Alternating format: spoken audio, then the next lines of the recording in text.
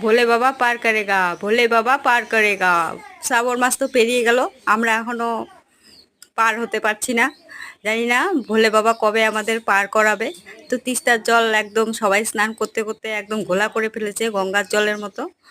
তা ওখানে ডুব দিতে উঠছে, ভীষণ ভালো লাগছে। জল প্রচণ্ড ঠান্ডা, ঠান্ডার মধ্যে, গরমের মধ্যে ঠান্ডা জলে ডুব দিতে ভীষণ ভালো লাগছে। এখন ভিজা শরীরে আমরা চলে যাব হেঁটে হেঁটে জল পেশে।